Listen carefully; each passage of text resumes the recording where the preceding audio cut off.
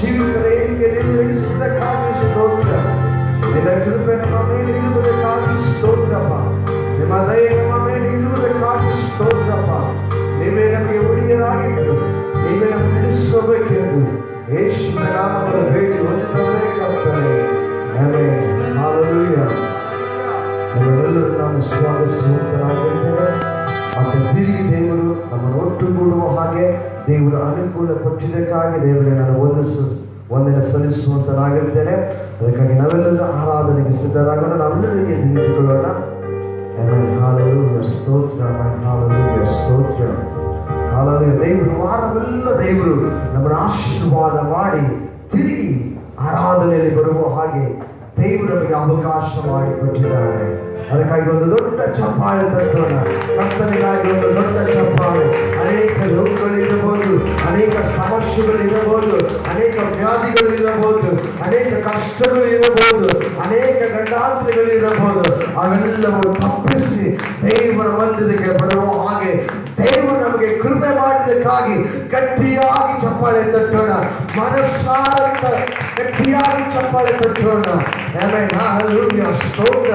ಗಟ್ಟಿಯಾಗಿ ಗಟ್ಟಿಯಾಗಿ ಗಟ್ಟಿಯಾಗಿ. ಆಮೆನ್. Hallelujah, hallelujah, hallelujah. ಗಟ್ಟಿಯಾಗಿ ಹಲ್ಲೆಲೂಯಾ. ಸ್ತುತಿಗೆ ಮಹಿಮೆಗೆ ಪಾತ್ರನೆಯನ್ನು ಹಾಡಿ ಕರ್ತನ ನಾಮವನ್ನು ಕೊಂಡಾಡೋಣ. ಆಮೆನ್.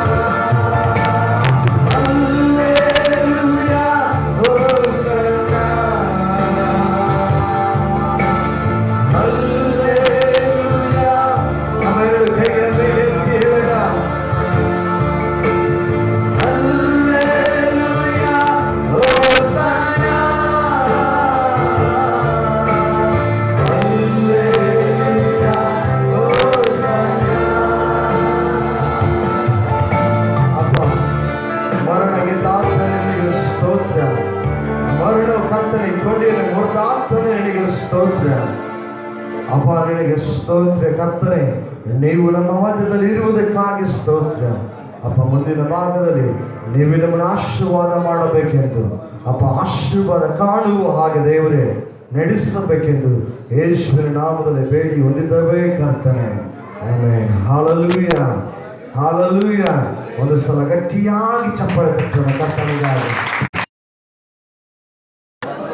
ವಾರವೆಲ್ಲ ದೇವರನ್ನು ಆಶೀರ್ವಾದ ಮಾಡಿದ್ದಾನೆ. ಪಕ್ಕದವರನ್ನು ಮುಖಗಳನ್ನು ನೋಡಿ ಸಂತೋಷವುಳ್ಳವರಾಗಿದ್ದು ಹೇಳ್ರಿ. ಆಮೆನ್. Hallelujah, hallelujah.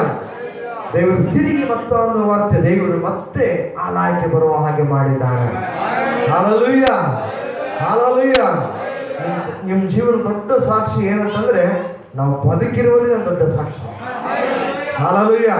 ನಾನು ಸಂತೋಷ ಪಡುವುದೇ ಅದು ದೊಡ್ಡ ಸಾಕ್ಷಿ. Hallelujah, hallelujah, hallelujah. ಒಂದು ದೊಡ್ಡ ಚಪ್ಪಾಳೆ ತಟ್ಟೋಣ, ದೊಡ್ಡ ಚಪ್ಪಾಳೆ. ಯಾರಾದ್ರೂ ಕೂತಿರುವುದಾಗಲಿ ಎದುರಿಸಿಕೊಳ್ಳೋಣ. ಎದುರಿಸಿಕೊಂಡು ನಮ್ಮ ಪಾಸ್ಟಿಂಗ್ ನಾವು ಅವ್ರ ಬೆಂಬಲ ಮಾಡಿಕೊಳ್ಳೋಣ ಗಟ್ಟಿಯಾದ ಚಪ್ಪಾಳೆಯಲ್ಲ, ಸಂತೋಷದಿಂದ. ಯಾಕಂದ್ರೆ ದೇವರು ನಮಗೆ ಸಂತೋಷ ಕೊಟ್ಟಿದ್ದಾನೆ, ದಯ ಕೊಟ್ಟಿದ್ದಾನೆ, ಕನಿಕರ ಕೊಟ್ಟಿದ್ದಾನೆ, ಆಶೀರ್ವಾದ ಕೊಟ್ಟಿದ್ದಾನೆ. ಅವ್ರು ಬಂದಿಲ್ಲ, ಇವ್ರು ಬಂದಿಲ್ಲ, ನಮಗೆ ಯಾರು ಬಂದಿಲ್ಲ? ನನ್ನ ದೇವರು ನನ್ನ ಸಂಗಡ ಇದ್ದಾನೆ. Hallelujah, hallelujah, hallelujah, hallelujah. Price God, hallelujah. ದೇವರ ಸನ್ನಿಧಾನದಲ್ಲಿ ನಾವೆಲ್ಲರಿಗೂ ದೊಡ್ಡ ಸಂತೋಷ. ದೇವರ ಸನ್ನಿಧಾನ ಕೂತ್ಕೊಳ್ಬೇಕೆಂಬುದಾಗಿ ನನಗೆ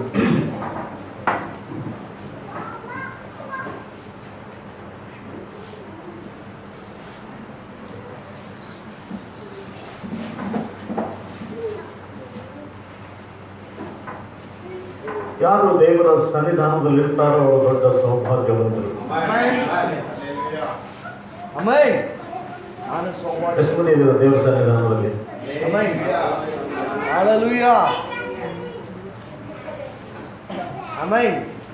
ನಿಮ್ಮ ನೀವೇ ಸಂತೋಷ ಪಡ್ರಿ. ದೇವರ ಸನ್ನಿಧಾನದಲ್ಲಿ ಇರುವುದೇ ದೊಡ್ಡ ಸಂತೋಷ. ಯಾರಾದರೂ ದೇವರನ್ನ ಅರಿತವರಾಗಿರುವುದಾದ್ರೆ, ಯಾರಾದರೂ ದೇವರನ್ನ ತಿಳಿದವರಾಗಿರುವುದಾದ್ರೆ, ದೇವರನ್ನು ತಿಳಿದವರಾಗಿರುವುದಾದ್ರೆ, ದೇವರನ್ನ ಅರಿತವರಾಗಿರುವುದಾದ್ರೆ ನಾವು ದೇವರ ಸಮ್ಮುಖದಲ್ಲಿದ್ದೇವೆ. ದೇವರ ಸಮ್ಮುಖದಲ್ಲಿ, ದೇವರ ಸಮ್ಮುಖದಲ್ಲಿ, ದೇವರ ಸಮ್ಮುಖದಲ್ಲಿ, ದೇವರ ಸಮ್ಮುಖದಲ್ಲಿ, ದೇವರ ಸಮ್ಮುಖದಲ್ಲಿ, ದೇವರ ಸಮ್ಮುಖದಲ್ಲಿ, ದೇವರ ಸಮ್ಮುಖದಲ್ಲಿ ನಾವು ಹೇಳ್ತಾನೆ. ದೇವರ ಸಮ್ಮುಖದಲ್ಲಿ, ದೇವರ ಸಮ್ಮುಖದಲ್ಲಿ ಪರಿಪೂರ್ಣವಾದ ಸಂತೋಷ.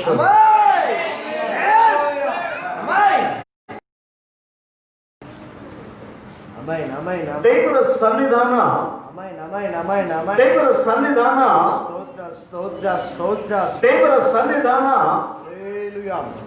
Amine amen amine. ಸ್ತೋತ್ರ ಸ್ತೋತ್ರ. ಶರಾಫಿಯರಿಗೆ ಮಾತ್ರ ಇದೆ. Amine amen amen amen amen amine. ಪ್ರಧಾನ ದೂತನಿಗಿದೆ. ದೇವರ ಸನ್ನಿಧಾನ 24 ಮಂದಿ ಹಿರಿಯರಿಗಿದೆ. ಸ್ತೋತ್ರ ಸ್ತೋತ್ರ ಸ್ತೋತ್ರ ಸ್ತೋತ್ರ. ಅದು ದೇವರ ಸನ್ನಿಧಾನ. Amen amen amen amen. ದೇವದೂತರಲ್ಲಿ ಆದರೂ ದೂರ ಯಾರು ಹೌದು, ನಾನು ದೇವರ ಸನ್ಮುಖದಲ್ಲಿದ್ದೇನೆ, ದೇವರ ಸನ್ನಿಧಾನದಲ್ಲಿದ್ದೇನೆ. ದೇವರ ಸನ್ನಿಧಾನ ಸಾಧಾರಣವಾದದ್ದಲ್ಲ. ದೇವರ ಸನ್ನಿಧಾನ ಅದು ಮಹಿಮೆ ಉಳ್ಳದು. ದೇವರ ಸನ್ನಿಧಾನ ಅದು ಪ್ರಭಾವ ಉಳ್ಳದು. ದೇವರ ಸನ್ನಿಧಾನ ಅದು ಅದ್ಭುತವಾದದ್ದು. ದೇವರ ಸನ್ನಿಧಾನ ಅದು ವಿಶೇಷವಾದದ್ದು. ದೇವರ ಸನ್ನಿಧಾನ ಅನ್ನುವಂಥದ್ದು ಅತಿಶಯವಾದದ್ದು.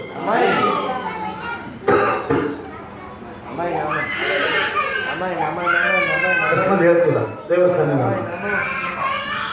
Amine amen amen amine. ಸ್ತೋತ್ರ ಸ್ತೋತ್ರ ಸ್ತೋತ್ರ ಸ್ತೋತ್ರ ಸ್ತೋತ್ರ ಸ್ತೋತ್ರ ಸ್ತೋತ್ರ ಸ್ತೋತ್ರ. ಹಲ್ಲೆಲೂಯಾ. ಸ್ತೋತ್ರ. ಅಮೈನ್. ಹಲ್ಲೆಲೂಯಾ. ಸ್ತೋತ್ರ.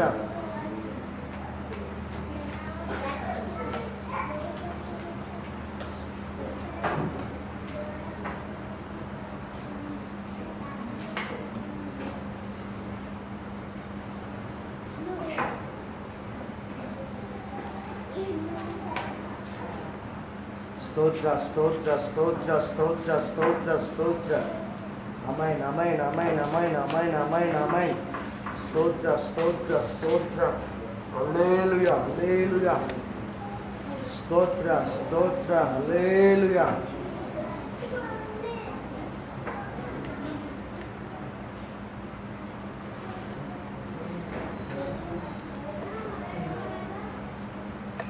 ಎಷ್ಟು ಮಂದಿ ದೇವರ ಸನ್ನಿಧಾನದಲ್ಲಿ ಆನಂದ ಪಡ್ತಾ ಇದ್ದೀರಾ? ನಾನು ದೇವರ ಸನ್ನಿಧಾನದಲ್ಲಿ ಆನಂದ ಪಡ್ತಾ ಇದ್ದೇನೆ. ಅಮೈನ್ ಹಲ್ಲೇಲೂಯಾ ಸ್ತೋತ್ರ. ಚರ್ಚ್ ಅಂತ ಹೇಳಿದಾಗ amine amen amen amine church ಅಂತ ಹೇಳಿದಾಗ ಕೆಲವರಿಗೆ ಹೆಂಗೆ ಬಿಡು ಚರ್ಚ್ ಏನಾಗಲ್ಲ, ಇಲ್ಲೇ ಮನೆ ಪಕ್ಕದಾಗೆ ಅದ, ಇಲ್ಲೇ ಹತ್ರನೇ ಅದ. ಅಮೈನ್ ಅಮೈನ್ ಸ್ತೋತ್ರ ಅಮೈನ್ ಆದ್ರೆ ಸ್ತೋತ್ರ. ನಾವು ಸ್ವಲ್ಪ ಗಮನ ಇಟ್ಟು ನೋಡುವಾಗ ಅರಸನಾದ ದಾವೀದನು ದೇವರ ಸನ್ನಿಧಾನ ಕಳಕೊಂಡಾಗ ಅವನ ಅನುಭವ ನಮ್ಮ ಮುಂದೆ ಇಡ್ತಾ ಇದ್ದಾನೆ. ಕೀರ್ತನೆ 42 ಸ್ವಲ್ಪ ಯಾರಾದ್ರೂ ಗಟ್ಟಿಯಾದ ಸ್ವರದಿಂದ ಓದ್ತೀರಾ? ಕೀರ್ತನೆ 42 1ನೇ ವಚನದಿಂದ ಮುಂದೆ ಓದುವಾಗ ಹೇಳ್ತದೆ ಅಲ್ಲಿ, ದೇವರೇ ಬಾಯಾರಿದ ಜಿಂಕೆಯು ನೀರಿನ ತೊರೆಗಳನ್ನು ಹೇಗೋ ಹಾಗೆಯೇ ನನ್ನ ಮನಸ್ಸು ನಿನ್ನನ್ನು ಬಯಸುತ್ತದೆ. ನನ್ನ ಮನಸ್ಸು ದೇವರಿಗಾಗಿ ಚೈತನ್ಯ ಸ್ವರೂಪನಾದ ದೇವರಿಗಾಗಿ ಹಾರೈಸುತ್ತದೆ. ನಾನು ಯಾವಾಗ ಹೋಗಿ ದೇವರ ಸನ್ನಿಧಿಯಲ್ಲಿ ಸೇರುವೆನೋ.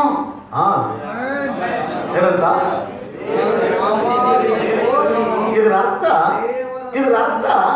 ಇದರ ಅರ್ಥ ಎಷ್ಟು ಮಂದಿಗೆ ಅರ್ಥ ಆಯ್ತು ಗೊತ್ತಿಲ್ಲ. ಇದರ ಅರ್ಥ ದೇವ್ರ ಸನ್ನಿಧಾನದಾಗ ಇರೋ ಮನುಷ್ಯ ದೇವ್ರ ಸನ್ನಿಧಾನ ತಪ್ಪಿದಾಗ ಈ ಮಾತಾಡ್ತಾ ಇದ್ದಾನೆ. ಯಾವಾಗ ನಾನು ಯಾವಾಗ ಹೋಗಿ ದೇವರ ಸನ್ನಿಧಿಯಲ್ಲಿ ಸೇರುವೆನೋ ಉದ್ದೇಶ, ಒಂದು ಸಾರಿ ದೇವರ ಸನ್ನಿಧಾನ ಅನುಭವಿಸಿದ, ಒಂದು ಸಾರಿ ದೇವರ ಮಹಿಮೆ ಅನುಭವಿಸಿದ, ಒಂದು ಸಾರಿ ದೇವರ ಆಶೀರ್ವಾದ ಅನುಭವಿಸಿದ, ಒಂದು ಸಾರಿ ದೇವರ ಪ್ರಭಾವ ಅನುಭವಿಸಿದ, ಒಂದು ಸಾರಿ ದೇವರಲ್ಲಿರುವ ಸಂತೋಷ ಅನುಭವಿಸಿದ, ಅದನ್ನು ಕಳ್ಕೊಂಡಾಗಿ ಮಾತಾಡ್ತಾ ಇದ್ದಾನೆ. ಇನ್ನು ಮುಂದೆ ಹೋದಾಗ ಹೇಳ್ತಾರೆ ಏನಂತ, ನಿನ್ನ ದೇವರು ಎಲ್ಲಿ ಎಂದು ಜನರು ಯಾವಾಗಲೂ ನನ್ನನ್ನು ಗೇಲಿ ಮಾಡುವುದರಿಂದ ಹಗಲಿರುಳು ನನಗೆ ಕಣ್ಣೀರೇ ಆಹಾರವಾಯಿತು. ನಾನು ಭಜನೋತ್ಸವದಲ್ಲಿ ಸೇರಿ ಜನಸಮೂಹದೊಡನೆ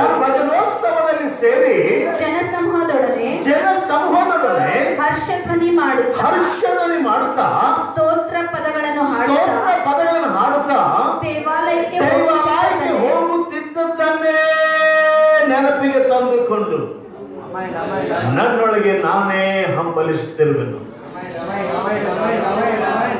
ಸ್ವಲ್ಪ ಯೋಚನೆ ಮಾಡಿ, ಅರಸನ ದಾವೀದ ಹೇಳ್ಬೇಕಾಗಿತ್ತು, ನಾನೇ ರಾಜ್ಯ ಇದ್ದೆ, ನನಗೇನು ಕಡಿಮೆ ಇಲ್ಲ, ಅವನ ರಾಜ್ಯವನ್ನು ಸಂತೋಷ ಪಡಬೇಕಾಗಿತ್ತು, ಅವನ ವೈಭವ ನೋಡಿ ಸಂತೋಷ ಪಡಬೇಕಾಗಿತ್ತು, ಅವನಿಗಿರುವ ಸ್ವಾಸ್ಥ್ಯ ಅಧಿಕಾರ ನೋಡಿ ಸಂತೋಷ ಪಡಬೇಕಾಗಿತ್ತು. ಆದರೆ ಅರಸನ ದಾವೀದನು ಏನೆಲ್ಲ ಇದ್ರೂ ಕೂಡ ಅದನ್ನ ಕಳಕೊಂಡಾಗ ಹೇಳ್ತಾ ಇದ್ದಾನೆ, ನಾನು ಮತ್ತೆ ಭಜನಾಸ್ತುತಿಯಲ್ಲಿ ಸೇರಿ ದೇವರ ಸನ್ನಿಧಾನದಲ್ಲಿ ಇದರ ಅರ್ಥ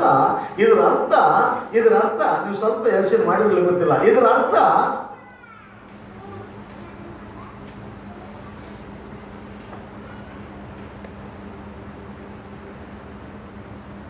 ಅರಸನ ವೈಭವದಲ್ಲಿರುವ ಸಂತೋಷಕ್ಕಿಂತ ದೇವರ ಸನ್ನಿಧಾನ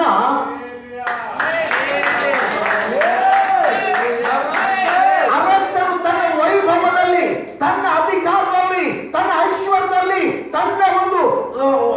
ತನಗಿರುವ ಒಂದು ಅಧಿಕಾರದ ವೈಭವದಲ್ಲಿ ಸಂತೋಷ ಪಡುವುದಕ್ಕಿಂತ ದೇವರ ಸನ್ನಿಧಾನ ಬಯಸ್ತಾ ಇದ್ದಾನೆ.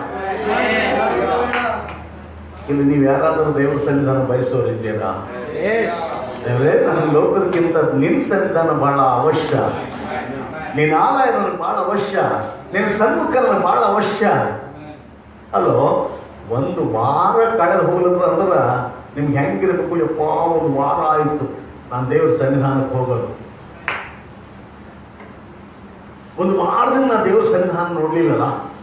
ಒಂದು ಸನ್ನಿಧಾನದ ಆದ್ಮೇಲೆ, ಒಂದು ವಾರ ಆದ್ಮೇಲೆ ದೇವ್ರ ಸನ್ನಿಧಾನ ಕಾಣ್ತಾ ಇದ್ದೀನಲ್ಲ ಅಂತೇಳಿ ದೇವ್ರ ಸನ್ನಿಧಾನದ ಸಂತೋಷ ಪಡಬೇಕು. ಎಷ್ಟು ಮಂದಿ ಸಂತೋಷ ಪಡ್ತಾ ಇದ್ದಾರೆ? ಕೆಲವರು ದೇವ್ರ ಸನ್ನಿಧಾನ ಇವತ್ತು ಐತಾರದ ನೋಡ್ರೆ ಮುಂದಿನ ಆಯ್ತಾರ, ಇವತ್ತು ಆರಾಧನೆ ಅದ, ಮುಂದಿನ ಮಾಡ್ಬೋದು ನೋಡ್ರಿ. ಅಲ್ಲೋ, ಯಾರು ದೇವ್ರ ಸನ್ನಿಧಾನ ಅನುಭವಿಸ್ಲತ್ತಾರಲ್ಲ, ನಾಳೆಗೆ ಆರಾಧನೆ ಅದಂದ್ರೆ ಇವತ್ತು ಅವ್ರ ಒಳಗೆ ಕೂತ್ಕೊಳ್ಳೋಗ್ತದೆ. ನಾಳೆ ಬೆಳಗ್ಗೆ ಯಾವಾಗ ಆಯ್ತದ? ಯಾವಾಗ ನಾ ಬೆಳಗಿನ ಜಾವದಲ್ಲಿ ಆರಾಧಿಸ್ಲಿಕ್ಕೆ ಸಾಧ್ಯ? ಯಾವಾಗ ನಾ ದೇವ್ರ ಸನ್ನಿಧಾನ ನೋಡ್ಲಿಕ್ಕೆ ಸಾಧ್ಯ? ಅಲ್ಲೋ, ಈ ಕಟ್ಟಿದ ಚರ್ಚೆ ನೋಡ್ಬೇಡ, ಈ ಕಟ್ಟಿದ ವೈಭವ ನೋಡ್ಬೇಡ. ದೇವರ ಸನ್ನಿಧಾನದಲ್ಲಿ ಆನಂದಿಸುವಂತ ಸಂಭ್ರಮ ಅದು ಅತಿಶಯವಾದುದಾಗಿದೆ. Hallelujah. Hallelujah. Hallelujah. Hallelujah. ಎಷ್ಟು ಮಂದಿ ಸಂತೋಷ ಪಡ್ತೀರ? ಮುಂದಿನ ವಾರ ದೇವರ ಸನ್ನಿಧಾನ ಬಯಸುವ ಎಷ್ಟು ಜನ ಇದ್ದೀರ? ಈ ವಾರ 9:30ಗೆ ಸಂದೇಶ. ಮುಂದಿನ ವಾರ ಸಂದೇಶ 42 4 ಏನಂತ? ಯಾರು ನಾನು ಭಜನೋತ್ಸವದಲ್ಲಿ ಸೇರಿ ಜನಸಮೂಹದೊಡನೆ ಹರ್ಷಧ್ವನಿ ಮಾಡುತ್ತಾ ಸ್ತೋತ್ರ ಪದಗಳನ್ನು ಹಾಡುತ್ತಾ ದೇವಾಲಯಕ್ಕೆ ಹೋಗುತ್ತಿದ್ದುದನ್ನೇ ನೆನಪಿಗೆ ತಂದುಕೊಂಡು. ಕೆಲವರಿಗೆ ಹೆಂಗದ ಗೊತ್ತದ? ಭಜನೆಲ್ಲ ಹಾಕಿ ಆರಾಧನೆ ಮಾಡಿ ಪ್ರಸಂಗ ಟೈಮ್ನ ಹೋಗೋರು. ಕೆಲವರು ಪ್ರಸಂಗ ಟೈಮ್ನ ಹೋಗ್ಲಿಕ್ಕೆ ಇಷ್ಟ, ಇನ್ನೂ ಕೆಲವರಿಗೆ ಪ್ರಸಂಗವೇ ಬೇಕಾಗಿಲ್ಲ. ಲಾಸ್ಟ್ ಅಂತ್ಯಾಕ್ಷರ ಸಿಕ್ಕರೆ ಸಾಕು, ನಮ್ಗೇನು ಮಾಡೋದವ?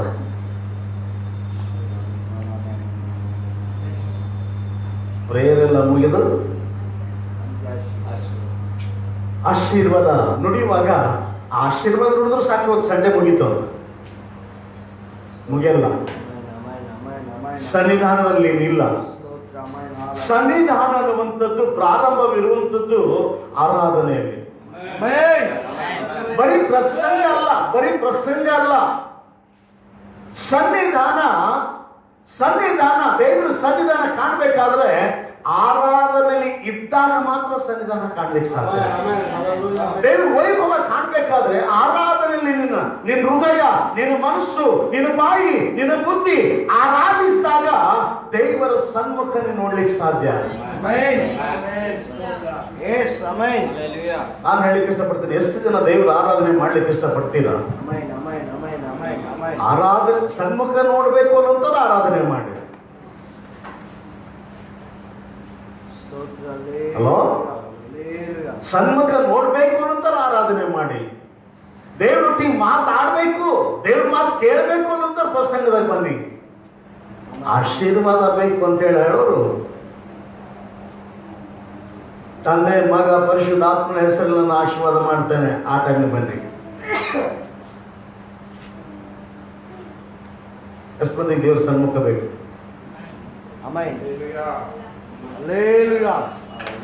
ಹಲ್ಲೆಲೂಯಾ. ಮುಂದಿನ ವಾರ ಇನ್ನೂ ಬೇಗ ಆರಾಧನೆ ಸ್ಟಾರ್ಟ್ ಆಗ್ತದೆ. ಈಗ ನಾವು ನಿಮ್ ಬೆನ್ನತ್ತಲ್ಲ, ನಿಮ್ಗೆ ಮನಸ್ಸು ಬಂದ್ರೆ ನಮ್ಮ ಬೆನ್ನತ್ತಲೇ ಅಂದ್ರೆ ಮನೆಗಿರ್ರಿ.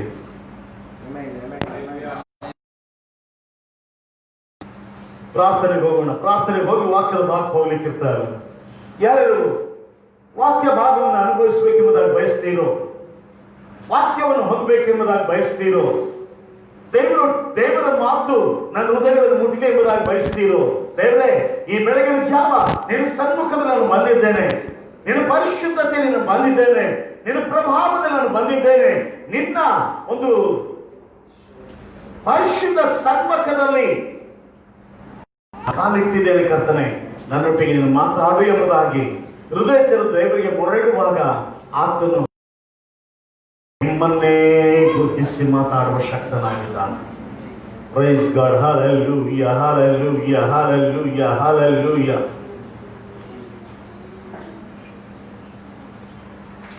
ಕಾಯುತ್ತಿರುವೆ ನಾ ಕಾಯುತ್ತಿರುವೆ ಕಾಯುತ್ತಿರುವೆ ನಾ ಕಾಯುತ್ತಿರುವೆ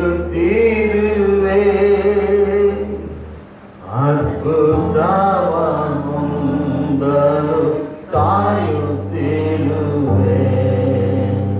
ಅದ್ಭುತವ ಹೊಂದಲು ಕಾಯುತ್ತಿರುವೆ ಕರ್ತನಿಗೆ ಕಾಯುವವರು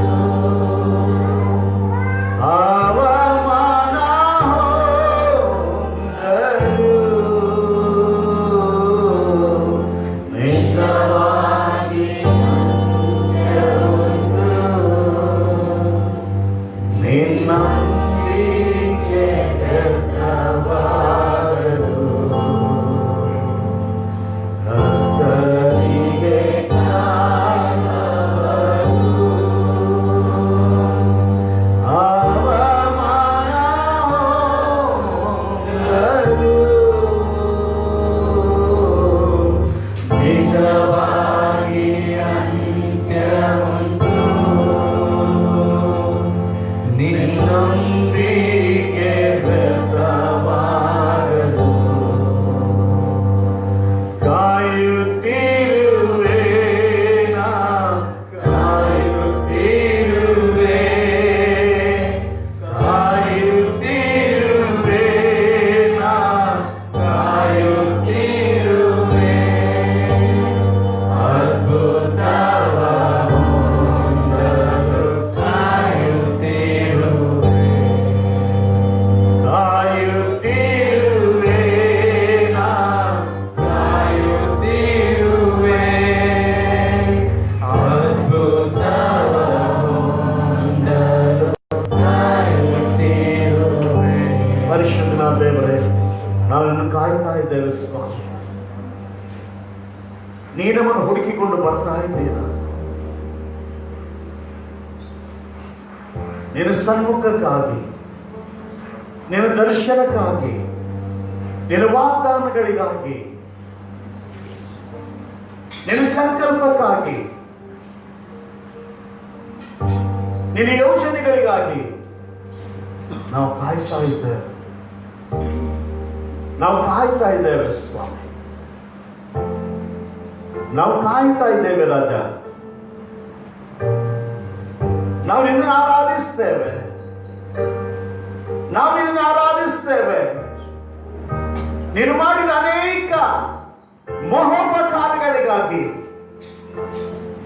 ನೀನು ಮಾಡಿದ ಆಶೀರ್ವಾದಕ್ಕಾಗಿ, ನೀನು ಕೊಟ್ಟ ಬಿಡುಗಡೆಗಾಗಿ, ನೀನು ಕೊಟ್ಟ ದರ್ಶನಕ್ಕಾಗಿ, ನೀನು ಕೊಟ್ಟ ಪ್ರಭಾವಗಳಿಗಾಗಿ ನಾವು ಕಾಯ್ತೇವೆ ಸ್ವಾಮಿ. ನಾವು ಕಾಯ್ತೇವೆ ರಾಜ. ನೀನು ಕೈಗಿರ್ತೇವೆ ರಾಜ. ನೀನು ನಮ್ಮನ್ನು ನಡೆಸು. ಇನ್ನೊಂದು ಆವರ್ತೆ ನಮ್ಮ ಒಟ್ಟಿಗೆ ನಾನು ಮಾತಾಡು. ಇನ್ನೊಂದು ಆವರ್ತೆ ನಿನ್ನ ಶಬ್ದ ನಮ್ಮ ಹೃದಯಗಳು ಮುಟ್ಟಬೇಕಪ್ಪ. ಇನ್ನೊಂದು ಆವರ್ತೆ ನಿನ್ನ ಯೋಚನೆಗಳು ನಮ್ಮ ಜ್ಞಾನ ತಲುಪಬೇಕಪ್ಪ. ನಿನ್ನ ಹೃದಯದ ಬಡಿತ ನಾವು ಕೇಳಬೇಕು ಸ್ವಾಮಿ. ಯಾವ ಉದ್ದೇಶಕ್ಕಾಗಿ ನಮ್ಮನ್ನು ಹುಡುಕ್ತಾ ಇದೆಯೋ, ಯಾವ ಉದ್ದೇಶಕ್ಕಾಗಿ ನಮ್ಮನ್ನು ಬಯಸ್ತಾ ಇದೆಯೋ, ಯಾವ ಉದ್ದೇಶಕ್ಕಾಗಿ ನಮ್ಮನ್ನು ಎದುರು ನೋಡ್ತಾ ಇದೆಯೋ, ಅದು ನಮ್ಮ ಜೀವನದಲ್ಲಿ ನೆರವೇರಬೇಕಪ್ಪ. ನೆರವೇರಬೇಕು ಕರ್ತನೆ. ನಾವು ಉಸಿರಿಡುವುದಕ್ಕಿಂತ ಮುಂಚೆ, ಈ ಲೋಕ ಬಿಡುವುದಕ್ಕಿಂತ ಮುಂಚೆ, ಈ ಶರೀರದಿಂದ ಹೊರ ಬರುವುದಕ್ಕಿಂತ ಮುಂಚೆ ನಿನ್ನ ಚಿತ್ತ ಪರಿಪೂರ್ಣವಾಗಿರಲಿ ಕರ್ತನೆ. ನಿನ್ನ ಯೋಜನೆಗಳು ಪರಿಪೂರ್ಣವಾಗಿರಲಿ. ನಿನ್ನ ಸಂಕಲ್ಪಗಳು ಪರಿಪೂರ್ಣವಾಗಿರಲಿ. ನಿನ್ನ ಕಾರ್ಯ ಪರಿಪೂರ್ಣವಾಗಿರಲಿ. ಎಸ್ಸಯ್ಯ, ನನ್ನನ್ನು ಉಪಯೋಗ ಮಾಡಪ್ಪ. ಯೇಸುವೇ, ನನ್ನನ್ನು ಹುಡುಕಿದೆಯಲ್ಲ. ಯೇಸುವೇ,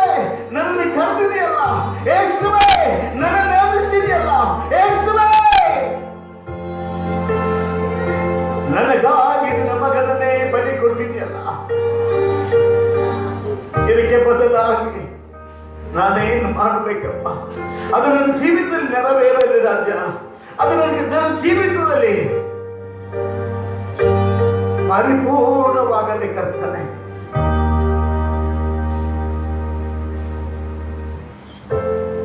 ನಾನು ಸುಮ್ಮನೆ ಬಂದು ಸುಮ್ಮನೆ ನಾಶವಾಗಿ ಹೋಗುವುದಕ್ಕಾಗಿ ಅಲ್ಲ ಕರ್ತನೆ. ನಿನ್ನ ಸಂಕಲ್ಪ, ನಿನ್ನ ಯೋಚನೆ, ನಿನ್ನ ಚಿತ್ತ ಪ್ರತಿಯೊಬ್ಬರ ಹೃದಯಗಳಲ್ಲಿ, ಪ್ರತಿಯೊಬ್ಬರ ಜೀವನಗಳಲ್ಲಿ, ಪ್ರತಿಯೊಬ್ಬರ ಜೀವಿತ ಕಾರ್ಯಗಳಲ್ಲಿ ಅದು ಪರಿಪೂರ್ಣವಾಗಿರಲಿ ಎಂಬುದಾಗಿ ನಾವು ಪ್ರಾರ್ಥಿಸ್ತೇವೆ. ಎಸ್ಸೆಲ್ಲ ನೀನು ಮಾಡ್ತಾ ಇದ್ದದಕ್ಕಾಗಿ ಸ್ತೋತ್ರ, ಕೊಟ್ಟಿದ್ದಕ್ಕಾಗಿ ಸ್ತೋತ್ರ. ಎಲ್ಲ ಮಹಿಮೆ ನಿನಗೆ ಮಾತ್ರ ಸಲ್ಲಲಿ ಕರ್ತನೆ. ಯೇಸುವಿನ ಜೀವುಳ್ಳ ನಾಮದಲ್ಲಿ ನಾವು ಪ್ರಾರ್ಥಿಸಿ ಬೇಡಿ ಹೊಂದಿಕೊಂಡಿದ್ದೇವೆ ನಮ್ಮ ಜೀವುಳ್ಳ ತಂದೆಯೇ. ಜೋರಾಗಿ ಹೇಳೋಣ ಆಮೆನ್, ಆಮೆನ್. ಚಪ್ಪಾಳೆ ತಟ್ತಾ ಆತನ ಘನಪಡಿಸೋಣ.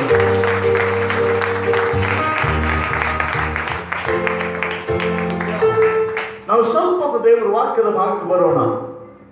ನಾವು ಕಳೆದ ವಾರ ನೋಡಿದ್ದೇವೆ ಆದಿಕಾಂಡ 3ನೇ ಅಧ್ಯಾಯ ವಚನ 10 ನೋಡಿದ್ದೇವೆ. ಆದಿಕಾಂಡ 3ನೇ ಅಧ್ಯಾಯ ವಚನ 10 ಇನ್ನೊಂದು ಸಾರಿ ನೋಡುವಾಗ ಹೇಳ್ತದೆ, ಯೆಹೋವ ದೇವರು ಮನುಷ್ಯನನ್ನು ಎಲ್ಲಿರುತ್ತಿ ಎಂದು ಕೂಗಿ ಕೇಳಲು ಅವನು ನೀನು ತೋಟದಲ್ಲಿ ಸಂಚರಿಸುವ ಸಬ್ಬಳವನ್ನು ನಾನು ಕೇಳಿ ಬೆತ್ತಲೆಯಾಗಿದ್ದೇನಲ್ಲ ಎಂದು ಹೇಳಿ ಎಂದು ಹೆದರಿ ಅಡಗಿಕೊಂಡೇನು ಅಂದನು. ಆಮೇಲೆ ನಾನು ಕಳೆದ ವಾರ ಹೇಳಿದ್ದೇನೆ, ಮನುಷ್ಯ ದೇವರನ್ನು ಹುಡುಕ್ತಾ ಇಲ್ಲ, ದೇವರೇ ಮನುಷ್ಯನು ಹುಡುಕ್ತಾ ಇದ್ದಾನೆ. ನಿಮಗೆ ಚೆನ್ನಾಗಿ ಗೊತ್ತಿರಲಿ, ಮತ್ತೊಂದು ಆವರ್ತ ಹೇಳ್ತೇನೆ, ನಿಮ್ಗೆ ಚೆನ್ನಾಗಿ ಗೊತ್ತಿರಲಿ,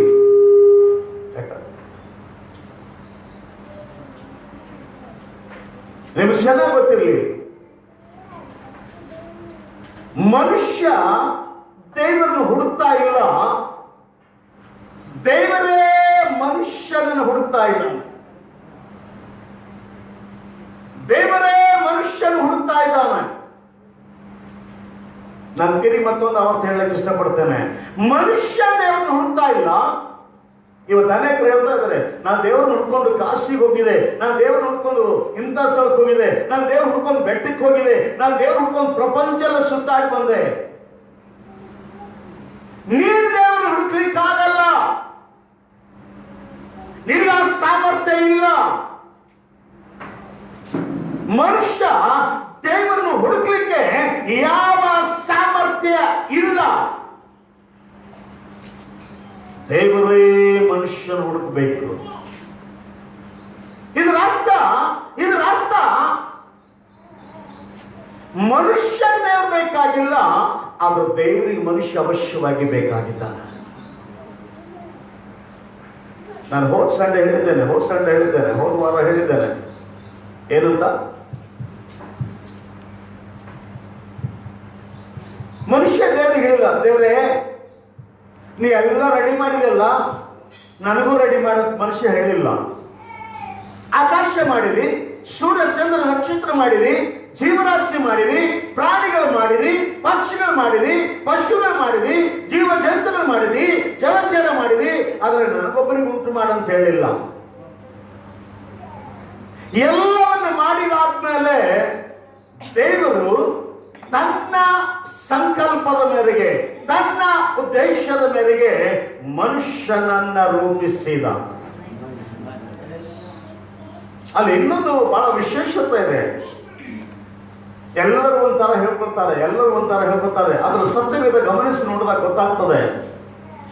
ಈಗ ಎಲ್ಲ ಜೀವರಾಶಿಗಳು ಹೆಂಗೋ ಮನುಷ್ಯರಿಗೆ ಹೆಂಗೆ, ಎಲ್ಲದ ಜೀವ ಇದೆ, ಮನುಷ್ಯನಿಗೆ ಜೀವ ಇದೆ. ಎಲ್ಲ ಪಶು ಪ್ರಾಣಿಗಳು ಬದುಕ್ತವೆ, ಮನುಷ್ಯನು ಬದುಕ್ತಾನೆ. ಎಲ್ಲ ಪಶು ಪ್ರಾಣಿಗಳ ಆಹಾರ ಸೇವಿಸ್ತವೆ, ಮನುಷ್ಯನು ಸೇವಿಸ್ತಾನೆ. ಆದರೆ ಒಂದು ವ್ಯತ್ಯಾಸ ಇದೆ.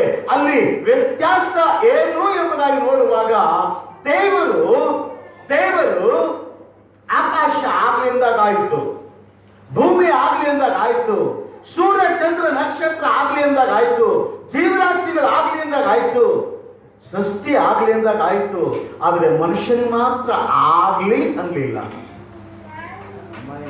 ಸ್ತೋತ್ರ, ಹಲ್ಲೆಲೂಯಾ, ಸ್ತೋತ್ರ. ನಾನು ಸ್ವಲ್ಪ ರಿಪೀಟ್ ಮಾಡಿ ಮುಂದೆ ಹೋಗ್ತೇನೆ, ಕಾರಣ ನಿಮ್ಗೆ ಕರೆಕ್ಟ್ ಆಗಿ ಅರ್ಥ ಆಗ್ಲಿ ಅಂತ. ಮನುಷ್ಯನಿಗೆ ಆಗ್ಲಿ ಅಂದಿಲ್ಲ. ನಾ ಇವತ್ತು ಹೇಳಕ್ ಇಷ್ಟಪಡ್ತೇನೆ, ಒಂದ್ ವೇಳೆ ದೇವ್ರು ಮನುಷ್ಯನ ಆಗ್ಲಿ ಅಂದ್ರೆ ಏನ್ ದೊಡ್ಡ ವಿಷಯ ಇರಲಿಲ್ಲ.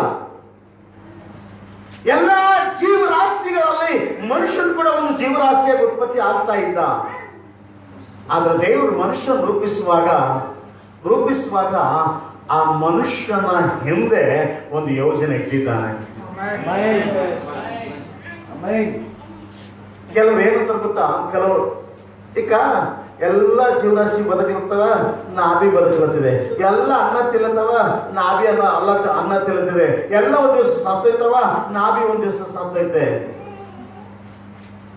ನೀವು ನಂತರ ಬಿಡ್ತಾನೆ ಗೊತ್ತಿಲ್ಲ, ನಾ ಮಾತ್ರ ಖಂಡಿತವಾಗಿ ಹೇಳಕ್ ಇಷ್ಟಪಡ್ತೇನೆ. ನಾನು ಖಂಡಿತ ಹೇಳಕ್ ಇಷ್ಟಪಡ್ತೇನೆ.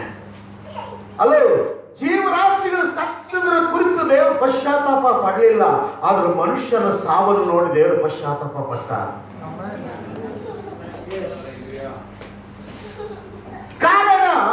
ಕಾರಣ ಮನುಷ್ಯನು ಜೀವರಾಶಿಗಳ ತರ ಅಲ್ಲ. ಮನುಷ್ಯನು ಪಶು ಪ್ರಾಣಿ ಪಕ್ಷಿ ತರ ಅಲ್ಲ. ಮನುಷ್ಯನು ದೇವ ಸ್ವರೂಪದಲ್ಲಿದ್ದಾನೆ. ಒಬ್ಬರು ಆಮೇಲೆ ಹೇಳಿಲ್ಲ, ಒಬ್ಬರು ಸ್ತೋತ್ರ. ಮನುಷ್ಯನು ದೇವರ ಹೋಲಿಕೆಯಲ್ಲಿದ್ದಾನೆ. ಬರೀ ಹೋಲಿಕೆ ಅಲ್ಲ, ದೇವರಲ್ಲಿರುವ ಸಾಮರ್ಥ್ಯ, ದೇವರಲ್ಲಿರುವ ವೈಭವ, ದೇವರಲ್ಲಿರುವ ಗುಣಭಾವ, ದೇವರಲ್ಲಿರುವ ಪ್ರತಿಯೊಂದು ಕಾರ್ಯದ ತರನೇ ಮನುಷ್ಯನು ದೇವರು ರೂಪಿಸಿದ್ದಾನೆ. ನಿನಗೆ ಗೊತ್ತಿರ್ಲಿ. ಅಲ್ಲೋ, ನೀನು ಕರ್ರಗಿರ್ಬೋದು, ಅಲ್ಲೋ ನೀನು ಗುಡ್ಡಿರ್ಬೋದು, ನೀನು ಉದ್ದಕ್ಕಿರ್ಬೋದು, ನೀನು ದಪ್ಪಿರ್ಬೋದು, ನೀನು ತೆಳ್ಳಗಿರ್ಬೋದು, ನೀನು ಕೆಂಚಿಗಿರ್ಬೋದು, ನೀನು ಯಾವ ತರ ಇದ್ದೆ ಅಂತ ಅಲ್ಲ. ನಿನಗೆ ಒಂದು ಗೊತ್ತಿರ್ಲಿ, ನೀನು ದೇವರ ತರ ಇದ್ದೆ ಎಂಬುದು ಮಾತ್ರ ಮರಿಬೇಡ. ದೇವ ಸ್ವರೂಪದಲ್ಲಿದ್ದಿ, ದೇವರ ಹಾಗೆಯೇ ಇದ್ದಿ.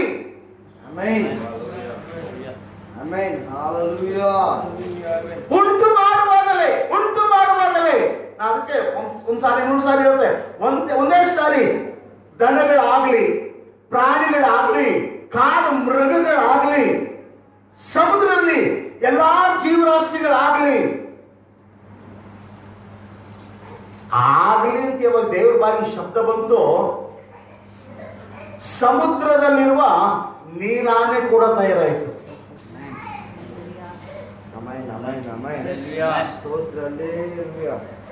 ಆದ್ರೆ ಮನುಷ್ಯನಾಗಲಿ ಅಂತ ಹೇಳಿಲ್ಲ. ತನ್ನ ಸ್ವರೂಪದಲ್ಲಿ ತನ್ನ ಹೋಲಿಕೆಗೆ ಸರಿಯಾಗಿ ಉದ್ದೇಶ ಸರಿಯಾಗಿ ಅಂತ ಹೇಳುವಾಗ ದೇವರಿಗೆ ನಿನಗೆ ಯಾವುದು ಕಡಿಮೆ ಇಲ್ಲ ಅಂತ.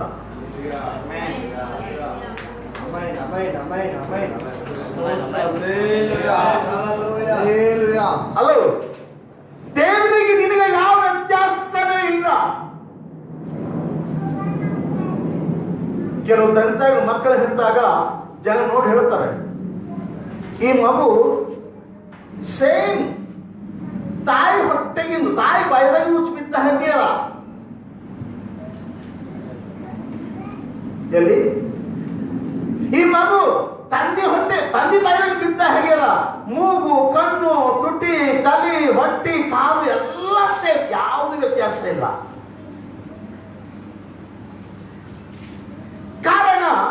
ಕಾರಣ ಆ ಮಗು ಉತ್ಪತ್ತಿ ಆಗಿದ್ದು ತಂದೆ ಮತ್ತು ತಾಯಿಯ ಮಧ್ಯದಲ್ಲಿ. ಅದಕ್ಕೆ ಆ ತಂದೆ ತಾಯಿ ಸ್ವರೂಪ ಅದರಲ್ಲಿದೆ. ನೀನು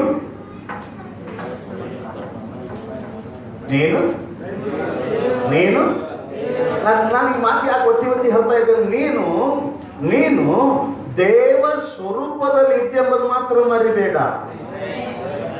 ನಿನಗೆ ಗೊತ್ತಿರಲಿ, ನೀನು ಹುಟ್ಟುವಾಗಲೇ ದೇವ ಸ್ವರೂಪದಲ್ಲಿ ರೂಪಿಸಲ್ಪಟ್ಟಿದ್ದೀಯ. ಅರ್ಥ ಆದ್ರೂ ಸ್ತೋತ್ರ, ಆಗದಿದ್ದರೂ ಸ್ತೋತ್ರ. ನೀನು ರೂಪಿಸುವಾಗಲೇ ಅದಕ್ಕೆ ವಾಕ್ಯ ಹೇಳ್ತದೆ, ತಾಯಿಯ ಗರ್ಭದಲ್ಲಿ ಇನ್ನೂ ಕೇವಲ ಪಿಂಡವಾಗಿರುವಾಗ ನನ್ನ ಕಣ್ಣುಗಳು ನಿನ್ನನ್ನು ನೋಡಿದವು.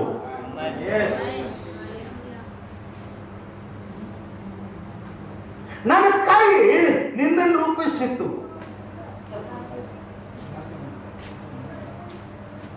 ಹಲೋ, ಇಲ್ಲಿ ಕೂತವ್ರಲ್ಲಿ ಯಾರಾದ್ರೂ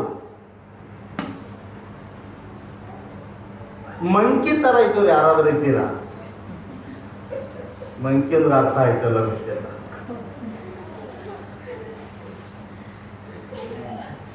ಇದ್ದೀರಾ? ಅಲ್ಲ,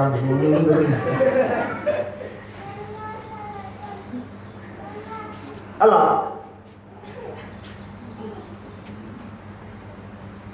ಮನುಷ್ಯನ ಹೋಲಿಸಿ ನೋಡುವಾಗ ನಾನು ಇದೆಲ್ಲ ಯಾಕೆ ಹೇಳ್ತಾ ಇದ್ದೇನೆ, ನೀನು ನಿಜವಾಗಿ ಯಾವ ರೀತಿ ಉತ್ಪತ್ತಿ ಆಗಿದೆ, ನೀನು ಎಲ್ಲಿ ಬಿದ್ದು ಹೋಗಿದ್ದು, ದೇವರನ್ನು ಯಾಕೆ ಹುಡುಕ್ತಾ ಇದ್ದಾನೆ? ನೀನು ಮಂಕಿ ತರ ಅಲ್ಲ, ನೀನು ಗೊರೆಲ ತರ ಅಲ್ಲ. ಗೊರೆಲ ನಿನ್ನಾಗೆ ಇರ್ತದೆ, ಅದು ಕಪ್ಪಗಿರ್ತದೆ, ನೀವು ಸ್ವಲ್ಪ ಕೆಂಚಿಗಿದಿರ್ಬೇಕು ಅಷ್ಟೇ.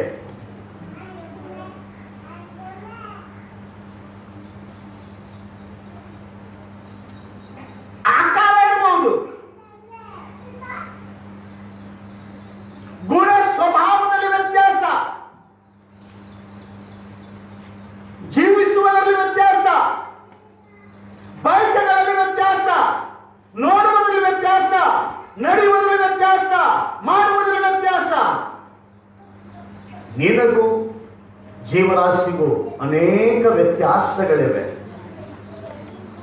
ನೀ ಮಾತ್ರ ರೂಪಿಸಿದಂದಿನಿಂದ ಇವತ್ತಿನ ತನಕ ದೇವರ ಹಾಗೇ ಇದ್ದಿ.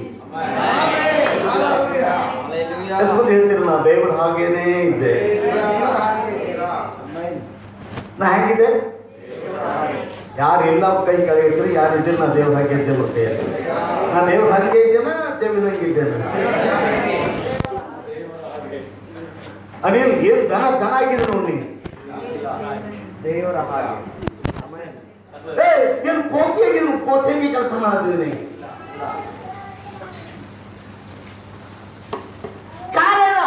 ಕಾರಣ ಮನುಷ್ಯನಿಗೆ ಗೊತ್ತು, ಮನುಷ್ಯ ದೇವ ಸ್ವರೂಪದಲ್ಲಿ ದೇವರ ಹಾಗೆ ರೂಪಿಸಲ್ಪಟ್ಟಿದ್ದಾನೆ. ಯಾವುದೇ ಜಾತಿ, ಯಾವುದೇ ಕುಲ, ಯಾವುದೇ ಪಂಗಡವಾಗಿರಲಿ, ಮನುಷ್ಯ ಅಂತ ಹೇಳುವಾಗ ಮನುಷ್ಯನು ದೇವ ಸ್ವರೂಪದಲ್ಲಿ ರೂಪಿಸಲ್ಪಟ್ಟವನಾಗಿದ್ದಾನೆ. ಇದ್ದೀರೆ? ಆಮೇಲೆ ಮನುಷ್ಯನು ದೇವ ಸ್ವರೂಪದಲ್ಲಿ ರೂಪಿಸಲ್ಪಟ್ಟಿದ್ದಾನೆ. ಆದರೆ ಒಂದು ವ್ಯತ್ಯಾಸ ಏನು ಅಂದ್ರೆ ಆತ ರೂಪಿಸುವಾಗಲೇ ಬಹಳ ಸ್ಪಷ್ಟವಾಗಿ ಹೇಳ್ತಾನೆ, ನಮ್ಮ ಹೋಲಿಕೆಗೆ ಸರಿಯಾಗಿ ಯೆಹೋವ ದೇವರು ನೆಲದ ಮಣ್ಣಿನಿಂದ ಮನುಷ್ಯ ರೂಪಿಸಿ ಅವನ ಮೂಗಿನಲ್ಲಿ ಜೀವ ಶ್ವಾಸವನ್ನು ಊದಿದನು. 26ನೇ ವಚನ. ಆಮೇಲೆ ದೇವರು ನಮ್ಮ ಸ್ವರೂಪದಲ್ಲಿ ನಮ್ಮ ಹೋಲಿಕೆಗೆ ಸರಿಯಾಗಿ ಮನುಷ್ಯನು ಉಂಟು ಮಾಡೋಣ.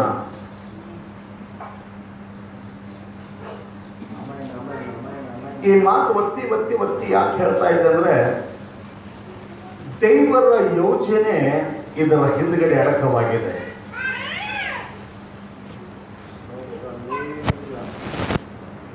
ಕೆಲವರಿಗೆ ಅರ್ಥ ಇಲ್ಲ,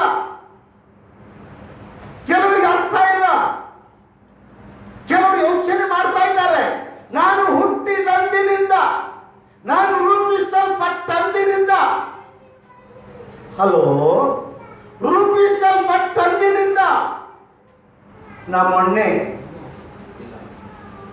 ನಮ್ಮೊನ್ನೆ ರೂಪಿಸಲ್ಪಟ್ಟಂದಿನಿಂದ ನನ್ನ ಸ್ವಭಾವಗಳು, ನನ್ನ ಗುಣಭಾವಗಳು, ನನ್ನ ಆಸೆ ಆಕಾಂಕ್ಷೆಗಳು ಕೆಟ್ಟವುಗಳೇ.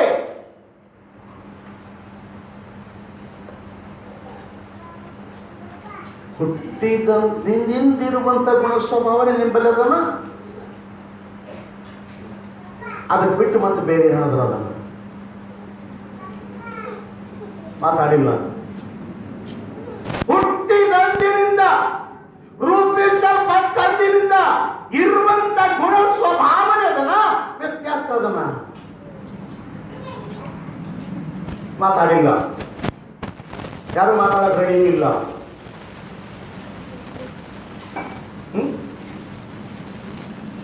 ಗೊತ್ತಿಲ್ಲ. ಫಸ್ಟ್ ಹುಟ್ಟಿದಂದಿನಿಂದಿರುವಂತ ಗುಣ ಸ್ವಭಾವನೆ ಅದನ್ನ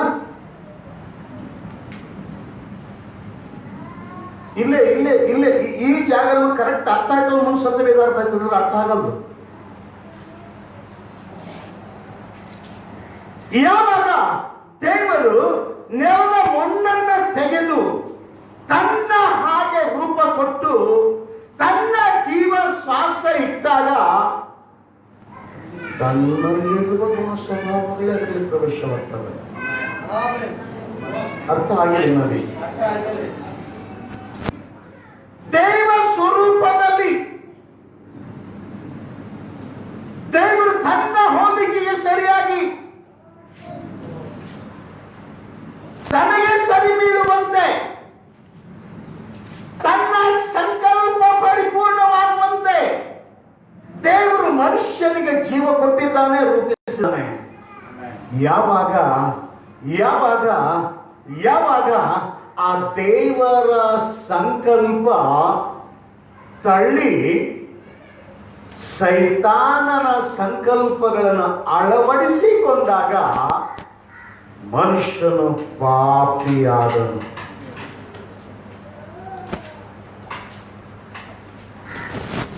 ಗೊತ್ತಿಲ್ಲ ಗೊತ್ತಿಲ್ಲ. ಹಲೋ, ಮೊಬೈಲ್ ಇದೆ, ಇದು ಒರಿಜಿನಲ್ ಕಂಪನಿ. ಮೊಬೈಲ್ದಾಗ ಒರಿಜಿನಲ್ ಕಂಪನಿ ಯಾವ್ದಪ್ಪ? ಆಪಲ್. ಭಾರಿನು. ಇದು ಆಪಲ್ ಕಂಪನಿ ಮೊಬೈಲ್ ಇದೆ. ಇದು ಆಪಲ್ ಕಂಪನಿ ಮೊಬೈಲ್ ಇದೆ. ಒಳಗಿರುವ ಎಲ್ಲ ಮಟೀರಿಯಲ್ಸ್ ಆಪಲ್ ಕಂಪನಿದೇ ಇದೆ. ಆದರೆ ಈ ಮ್ಯಾಗಿರುವ ಈ ಬಾಡಿ ತೆಗೆದು ಚೈನಾ ಬಾಡಿ ಹಾಕಿದಾಗ ಇದು ಆಪಲ್ ಕಂಪನಿನ ಚೈನಾ ಕಂಪನಿನ? ಇದು ಆಪಲ್ ಕಂಪನಿನ ಚೈನಾ ಕಂಪನಿನ?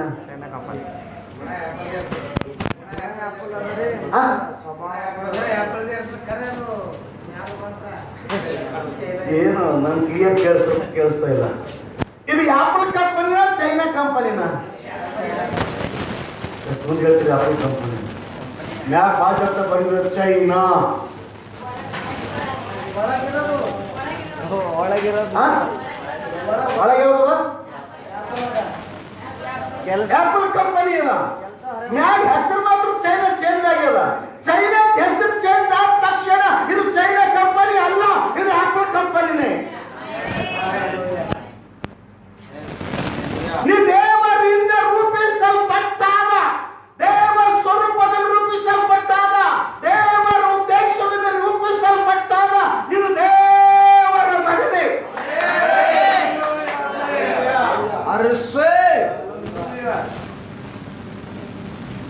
ಮ್ಯಾಗಿನ ಬಾಡಿ ಚೇಂಜ್ ಆಗ್ಯಾವ ಹೊರತು ಕಂಪನಿ ಚೇಂಜ್ ಆಗಿಲ್ಲ.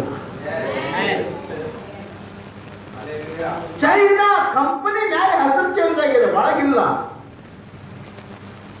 ಆಮೇನ್ ಆಮೇನ್. ಅದಕ್ಕೆ ಕ್ರಿಸ್ತ ಬಂದು ಅರೆ ಇದು ಫರಕ್ ಬಿದ್ದದಲ್ಲ ಅಂತ ಈ ಚೈನಾ ಕಂಪನಿ ಬಾಡಿ ತೆಗೆದು ಮತ್ತೆ ತಿರುಗಿ ಆಪಲ್ ಕಂಪನಿ ಬಾಡಿ ಹಾಕಿಬಿಟ್ಟಾರೆ. ಈಗ ನಮ್ಗೆ ಈಗ ಆಪಲ್ ಕಂಪನಿನ ಚೈನಾ ಕಂಪನಿನ ಅಸಲಿ ಚೈನಾ ಕಂಪನಿ आपली कंपनी ಏಟಕಾದ್ರೂ ನಾವು ಮನುಷ್ಯನೇ ರೀ ಏಟಕಾದ್ರೂ ನಾವು ಮೊನ್ನೆ ರೀ ಮೊಣ್ಣ ಎಷ್ಟು ಮಂದಿ ಹೇಳ್ತೀರಿ ನಾವು ಮೊನ್ನೆ ಅಂತ ಹೇಳಿ ಅರ್ಥ ಆಗಿಲ್ಲ ಆ ದೇವರ ಸ್ವರೂಪ ಇನ್ನೊಂದು ಅರ್ಥ ಆಗಿಲ್ಲ ನೀವು ದೇವರ ಸ್ವರೂಪಿಗಳು ಸ್ವಲ್ಪ ವಚನಕ್ಕೆ ಬರ್ತೇನೆ ನಾನು ರೋಮಾಪುರದಲ್ಲಿ ಬರೆದ ಪತ್ರ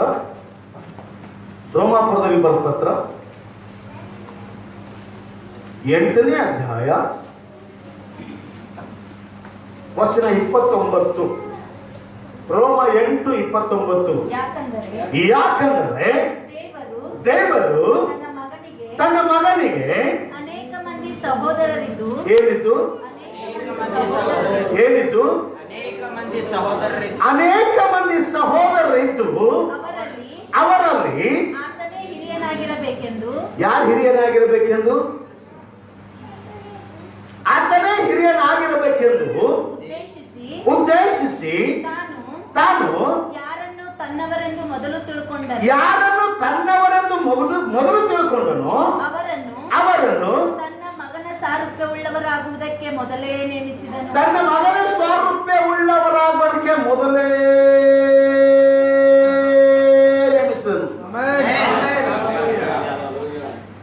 ನೀನು ರೂಪಿಸಲ್ಪಡುವಾಗ ನೀನು ದೇವರ ಸ್ವರೂಪದಲ್ಲಿ ರೂಪಿಸಲ್ಪಟ್ಟವನಾಗಿದ್ದೆ.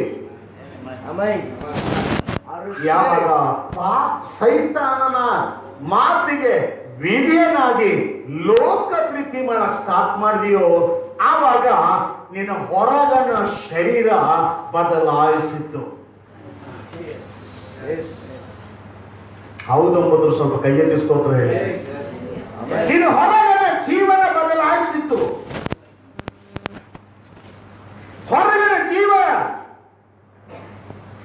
ಏನಂತ ಗುಣ ಸ್ವಭಾವ ಬದಲಾಯಿಸಿತ್ತು. ಆದ್ರೆ ಒಳಗೆ ಮಾತ್ರ ನೀನು ದೈವದ ಮಗನಿದ್ದೆಂಬುದು ಮಾತ್ರ ಮಾಡಿದೆ. ಆಮೇಲೆ ಇಲ್ಲಿ ಎದಕ್ಕಂತ ಅವರು ಇನ್ನೊಂದ್ಸಾರಿ ಒಂದೊಂದು ತಾನು ಯಾರನ್ನು ತನ್ನವರನ್ನು ಮೊದಲು ತಿಳ್ಕೊಂಡನೋ ಅವರನ್ನು ತನ್ನ ಮಗನ ಸಾರೂಪ್ಯವುಳ್ಳವರಾಗುವುದಕ್ಕೆ. ಯಾರ ಸ್ವರೂಪ? ಯಾರ ಸ್ವರೂಪ?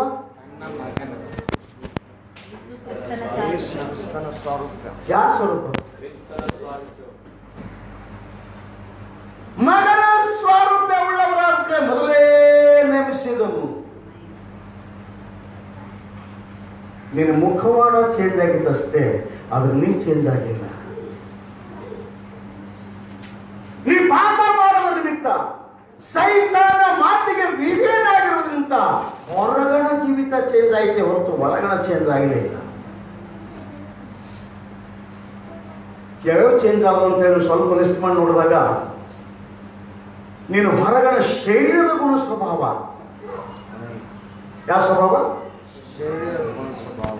ಯಾವ ಸ್ವಭಾವ? ಯಾವ ಸ್ವಭಾವ?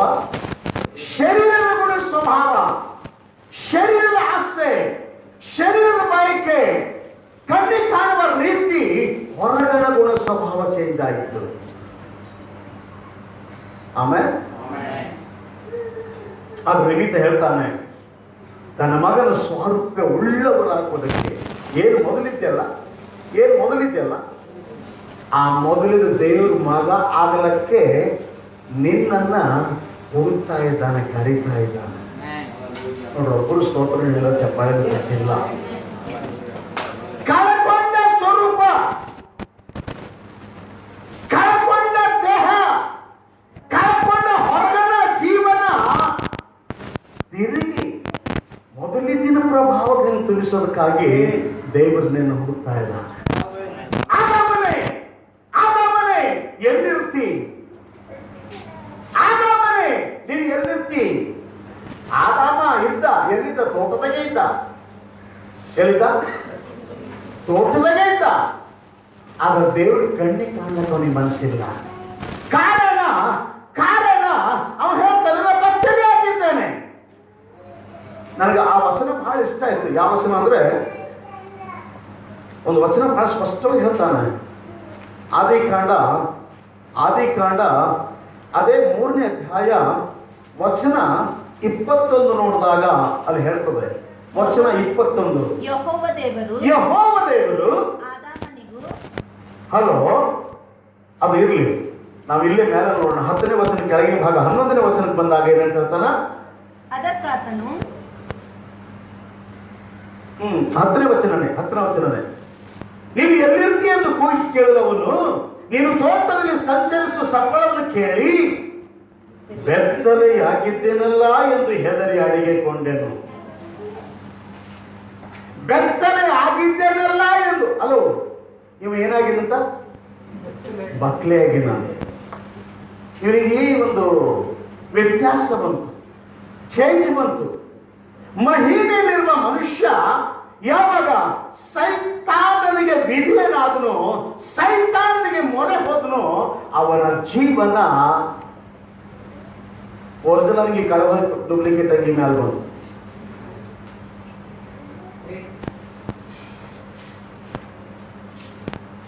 ದೇವರು ತೋರಿಸಿದ ಮಹಿಮೆಯಾಗಿ ಹೋಯಿತು.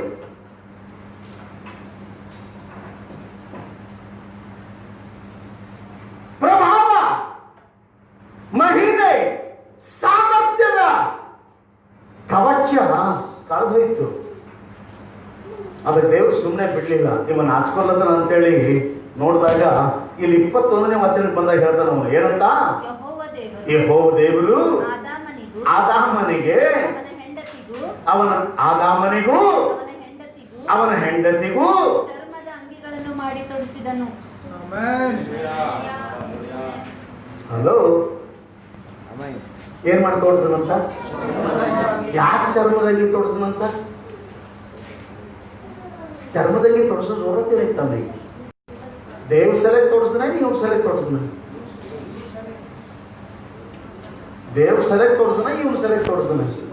ಭಾಸ್ಕರ್, ಚರ್ಮದಂಗಿ ನೀವು ಸಲಕ್ಕೆ ತೋರಿಸ್ನ, ದೇವ್ರ ಸಲಕ್ಕೆ ತೋರಿಸ್ನ?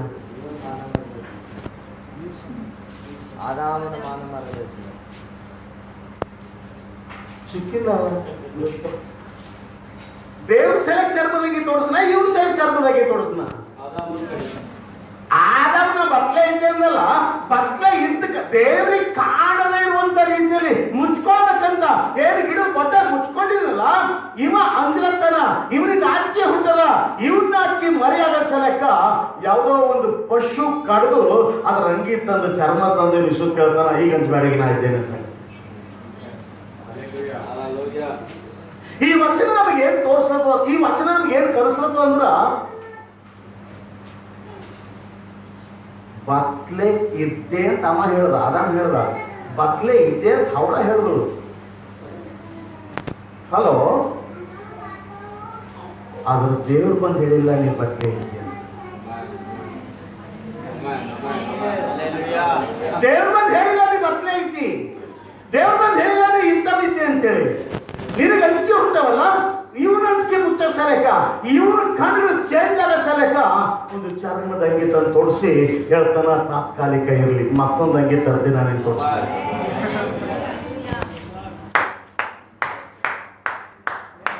ಎಲ್ಲಿದ್ದೀರಿ ಗೊತ್ತಾಗ್ಲತ್ತಿಲ್ಲ. ಈಗ ಜನರ ಎಫೆಸರ್ ಕಡೆ ಬಂದ್ರಪ್ಪ, ಎಫೆಸರ್ ಕಡೆ ಬಂದೆ. ಫಿಲಿಪಿಯರಿಗೆ ಬರೆದ ಪತ್ರ, ಫಿಲಿಪಿ 3ನೇ ಅಧ್ಯಾಯ, ಫಿಲಿಪಿ 3:10ನೇ ವಚನ. ಫಿಲಿಪಿ 3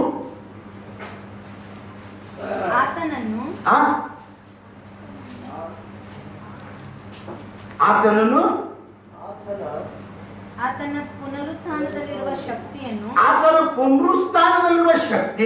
ಆತನ ಬಾಧೆಗಳಲ್ಲಿ ಪಾಲುಗಾರನಾಗಿರುವ ಪದವಿಯನ್ನು ತಿಳ್ಕೊಂಡು ಆತನ ಮರಣದ ವಿಷಯದಲ್ಲಿ ಆತನಿಗೆ ಸ್ವರೂಪನಾಗಬೇಕೆಂಬುದೇ ನನ್ನ ಕುತೂಹಲವಾಗಿದೆ. ಪುನರುತ್ಥಾನದಲ್ಲಿ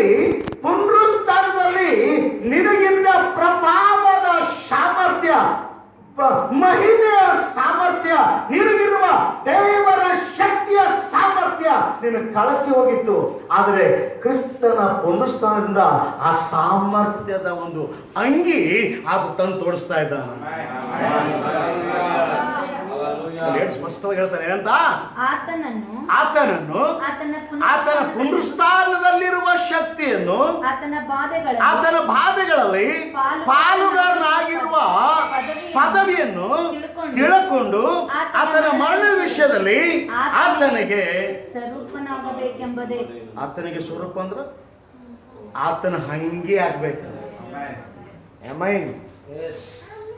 ಅದೇ 21ನೇ ವಚನಕ್ಕೆ ಬಂದಾಗ, ಫಿಲಿಪ್ಪಿ 3:21 ಬಂದಾಗ, ಆತನು ಎಲ್ಲವನ್ನು ತನಗೆ ಅಧೀನ ಮಾಡಿಕೊಳ್ಳಲಾಗುವ ಪರಾಕ್ರಮವನ್ನು ಸಾಧಿಸಿ ದೀನಾವಸ್ಥೆಯುಳ್ಳ ನಮ್ಮ ದೇಹವನ್ನು ಏನು ಏನಂತ ಹೇಳ್ತಾನ? ದೀನಾವಸ್ಥೆಯುಳ್ಳ ನಮ್ಮ ದೇಹವನ್ನು ರೂಪಾಂತರಪಡಿಸಿ ಪ್ರಭಾವವುಳ್ಳ ತನ್ನ ದೇಹ ಸ್ವರೂಪವಾಗುವಂತೆ ಮಾಡುವನು. ನಂಬಿಕೆ ಗೊತ್ತಾಗಿಲ್ಲ ಏನಂತ? ಎಲ್ಲವನ್ನು ತನಗೆ ಆಧೀನ ಮಾಡಿಕೊಳ್ಳಲಾಗುವ ಪರಾಕ್ರಮವನ್ನು ಸಾಧಿಸಿ ದೀನಾವಸ್ಥೆ ಉಳ್ಳ ನಮ್ಮ ದೇಹವನ್ನು. ಈ ನಿಮ್ಮ ದೇಹ ದೀನಾವಸ್ಥೆದಾಗದನ ಮಹಿಮಾವಸ್ಥೆದಾಗದನ? ಎಷ್ಟು ಮಂದಿ ಹೇಳ್ತೀರಿ ಮಹಿಮಾವಸ್ಥೆ? ಯಾವ್ದು ಕೊಡ್ಕೊತಾನೆ ಯೇಸು? ಚರ್ಚಿಗೆ ಬರ್ರಿ, ಕಾಣಿಕೆ ಕೊಡ್ರಿ. ನಿಮ್ ಕಾಣಿಕೆ ಸಲ ಕೊಡ್ಕೊತಾನ.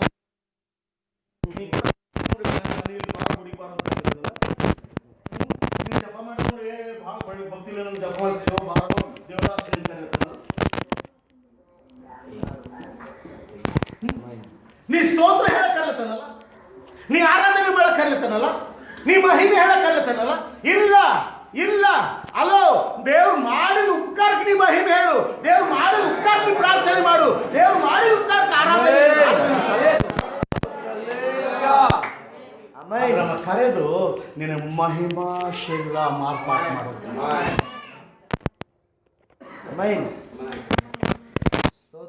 ತನ್ನ ಮಗನ ಸ್ವರೂಪ್ಯ, ಒರಿಜಿನಲ್ ಮುಖ, ಒರಿಜಿನಲ್ ಶರೀರ, ಒರಿಜಿನಲ್ ಸ್ವಭಾವ ಕೊಡುವುದಕ್ಕಾಗಿ ದೇವರನ್ನು ಹುಡುಕ್ತಾ ಇದ್ದಾನೆ.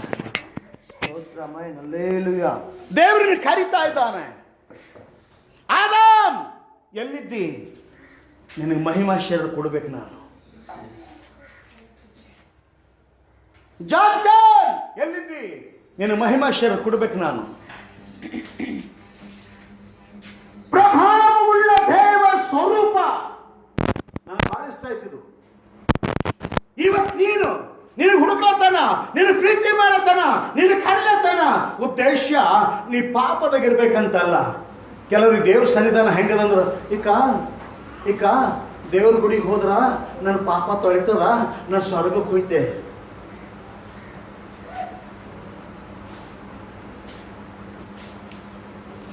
ಯಾಕೆ ಸ್ವರ್ಗದ ಮಂದಿ ಕಮ್ಮವಂತ?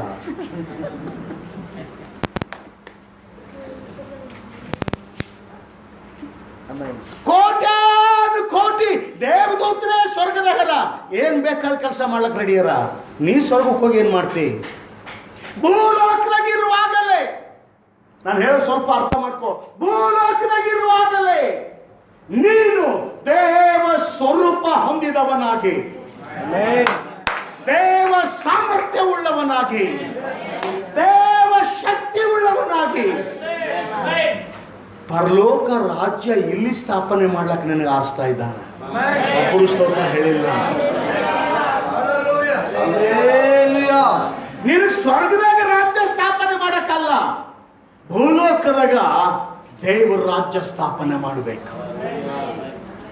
ಕಳ್ಕೊಂಡ ಪ್ರಕೃತಿ ಶರೀರ ಲಯ ಮಾಡಿ ಮಹಿಮಾಶರ ಕೊಟ್ಟು ಮಹಿಮೆ ರಾಜ್ಯ ಭಾರ ಮಾಡಬೇಕಾಗಿದೆ ನನಗೆ.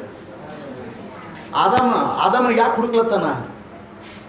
ಎರಡು ಬಯ್ಯ ಸಲಕ್ಕಲ್ಲ. ಆದಮನಿಗೆ ಯಾಕೆ ಹುಡುಕ್ಲತ್ತಾನ? ನೀ ಮಾಡಿದ ತಪ್ಪು ಅಂತ ಹೇಳೋ ಸಲಕ್ಕಲ್ಲ. ಆದಮ ಅವನಿಗೆ ಯಾಕೆ ಹುಡ್ಕೊಳತ್ತಾನ? ನೀ ಪಾಪ ಮಾಡ್ದಿ, ನೀ ನನ್ನ ಮುಂದೆ ಬರಬೇಡ ಅಂತ ಅಲ್ಲ. ಆಮೇಲೆ ಆಮೇಲೆ ಎಷ್ಟು ಮಂದಿ ಹೇಳ್ತೀರಾ, ದೇವರು ನನ್ನ ಹುಡುಕ್ತಾ ಇದ್ದಾನೆ ಮಹಿಮೆಗಾಗಿ? ಮಹಿಮೆನ ಕೊಡಸಲೇ ಕೊಡ್ಲತ್ತಾರ, ಮಹಿಮೆ ಸಲ್ಲಿಸಲೇ ಕೊಡ್ಲತ್ತಾರ? ನಿಮ್ಮಲ್ಲಿ ಮಹಿಮೆ ಅದನ? ಮಹಿಮೆ ಸಲ್ಲಿಸ್ಲತ್ತೀರಿ ಅವನಿಗೆ? ಮಹಿಮೆ ಸಲ್ಲಿಸ್ಲತ್ತೀರ? ನಿಮಗೆ ಮಹಿಮೆ ಸಲ್ಲಿಸ್ಲತ್ತೀರ?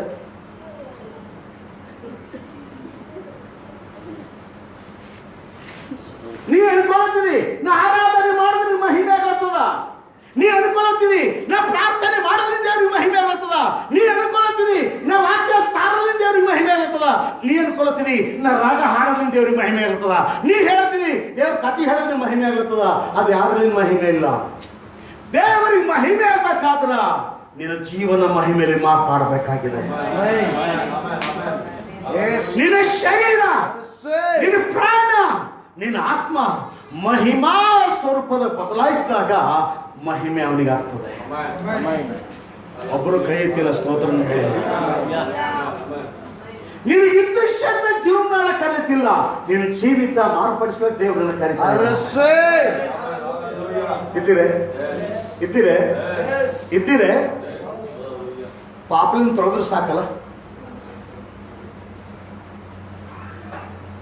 ಪಾಪಲಿನ ತೊಳೆದ್ರೆ ಸಾಕಲ್ಲ? ಇಲ್ಲ.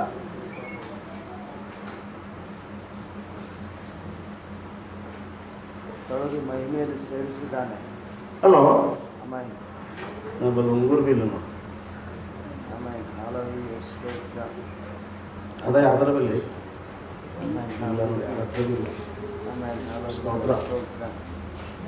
ಒಂದು ಬಂಗಾರ ಉಂಗುರ ಅಂತೇಳಿ, ಬಂಗಾರ ಉಂಗುರು ಆಕ್ರಿ ಗರಿ ಬಿದ್ದ ಹುಡ್ತಾನಲ್ಲ ನೋಡಿ. ಇಲ್ಲಿದ್ರೆ ಮನೆಗೆ ಹೋಗಿರೋ ಗೊತ್ತಾಗಲ್ಲ. ನಾ ಹೆಸರು ಎಬ್ಸ್ಬೇಕಂತ ಕರೆ ಒಬ್ರು ಹೇಳಲ್ಲ. ಐಶ್ವರ್ಯವಂತನ ಕೈದಾಗ ಇರ್ತದ ಬಂಗಾರ ಉಂಗುರು, ಐಶ್ವರ್ಯವಂತನ ಕೈದಾಗ ಇರ್ತದ. ಯಾಕಿರ್ತದಂದ್ರ ಅವನ ಐಶ್ವರ್ಯ ಗುರುತಿಸೋದಕ್ಕಾಗಿ. ಇವ ಶ್ರೀಮಂತ, ಇವ ಅಗರ್ಭ ಶ್ರೀಮಂತ, ಇವನು ಕೊರತೆ ಇಲ್ಲದವನು, ಇವನು ಅಧಿಕಾರ ವಹಿಸುವವನು. ಉಂಗುರು ಅಧಿಕಾರ ಸೂಚನೆ ತೋರಿಸ್ತದೆ. ಎಲ್ಲಿದ್ದೀರೋ ಗೊತ್ತಾಗಿಲ್ಲ. ಆಮೇಲೆ ಆಮೇಲೆ ಹಲ್ಲೆಲೂಯಾ. ಸಾವುಕಾರ ಎಂದು 10 ರೂಪಾಯಿ ಇದೇನೋ ಮಾರ್ಕೋತ ಬರ್ತಾರೆ ಅಂತ ಉಂಗುರ ಇಟ್ಕೊಂಬಲ್ಲ.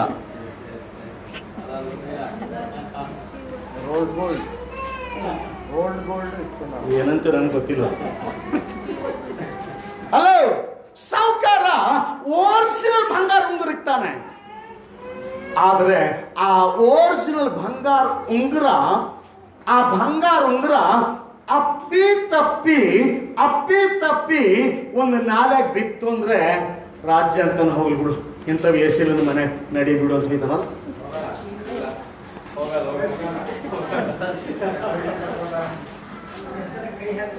ಓ, ಅದೇ 10 ರೂಪಾಯಿ ಉಂಗುರ ಕೈದಾಗಿನ ಬಿತ್ತು ಅಂದ್ರೆ ಅರ್ಥ ಇಲ್ಲ ನೋಡ್ರಿ. ನಾ ಹೇಳೋದು, ನಾ ಈಗ ಯಾಕೆ ಹೇಳ್ತಾ ಇದ್ದೇನೆ ಸ್ವಲ್ಪ ಯೋಚನೆ ಮಾಡಿ.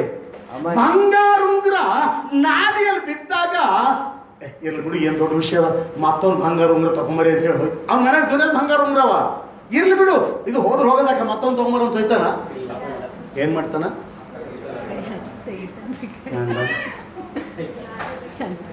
ಹೆಂಗ್ ತೆಗಿತಾನ? ಅದು ಇಲ್ಲೇ ಇರಲೇ ತೆಗಿತಾನೆ. ಕೈ ಕಟ್ಕೆ ಚಿಂಗಿಗೆ ಮಾಡಿ ನೋಡ್ತಾನ, ಕಾಣಿಸಲ್ಲ ನೋಡ್ತಂದ್ರ ಏನ್ ತೆಗಿಬೇಕಂತ ನೋಡ್ತಾನ, ಬರಲ್ಲ ಹೊಂಟದ ಮನೆಗೆ. ಏನ್ ಮಾಡ್ತಾನ? ಅದೇನು ಚಲೋ ಗೊತ್ತದ ನೋಡಿ. ಕೈ ಹಾಕಿ ಅದು ಏಟೇ ಹೊಲಸಿರ್ಲಿ, ಕಾರಣ ಹೊಲಸವನಿಗೆ ಅವಶ್ಯ ಇಲ್ಲ, ಒಳಗಿರುವ ಬಂಗಾರ ಅವನಿಗೆ ಅವಶ್ಯ ಇಲ್ಲ.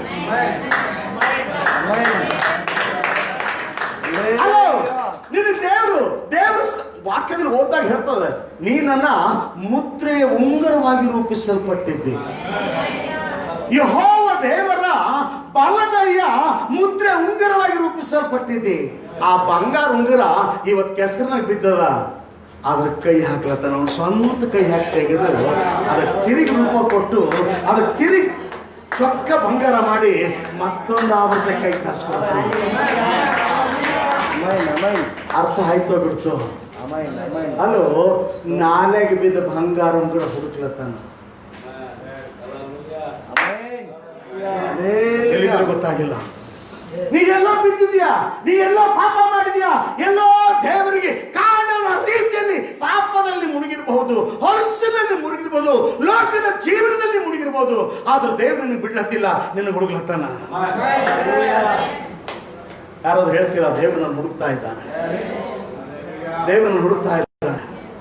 ಇವಾಗ ಆತನ ಕೈಗೆ ಸಿಕ್ಕಿದ್ದೀರಾ? ಎಷ್ಟು ಮಂದಿ ಆತನ ಕೈ ಸಿಕ್ಕಿದ್ದಾರೆ? ಸ್ವಲ್ಪ ನಾ ದೇವ್ರ ಕೈ ಸಿಕ್ಕಿದೆ, ನಾ ಕೆಸರಾಗಿದ್ದ ದೇವ್ರ ಕೈ ಸಿಕ್ಕಿದೆ, ನಾ ಹೊಲಸಾಗಿದ್ದ ದೇವ್ರ ಕೈಗೆ ನಾ ಸಿಕ್ಕಿದೆ. ಈಗ ತಿರುಗಿ ಮತ್ತೊಂದು ಆವರ್ತೆ ಆತನ ಸಿಂಹಾಸನ ಮೇಲೆ ಆತನ ಜೊತೆ ಮುದ್ರೆ ಮುಗ್ಗರಾಗ್ಲಿಕ್ಕೆ ನಾನು ರೆಡಿ ಇದ್ದೇನೆ. ನಾನು ಸಾಧಾರಣ ಹೇಳ್ತಾ ಇಲ್ಲ, ಅಲ್ಲೋ ದೇವರ ಪರಿಶುದ್ಧ ಕೈಗಳಲ್ಲಿರುವ ಮುದ್ರೆ ಉಂಗರವಾಗಿದ್ದೇವೆ. ಅದು ರೂಪಿಸಲ್ಪಡುವಾಗಲೇ ಚೊಕ್ಕ ಬಂಗಾರದಾಗಿದೆ. ನಾಲಿಯಲ್ಲಿ ಬೀಳುವುದರಿಂದ ಅದು 10 ರೂಪಾಯಿ ಬಂಗಾರ ಆಗಲ್ಲ. ಬಂಗಾರ ನಾಲೆಗೆ ಬಿದ್ದಿರೇನು, ತಿಪ್ಪೆಗೆ ಬಿದ್ದಿರೇನು,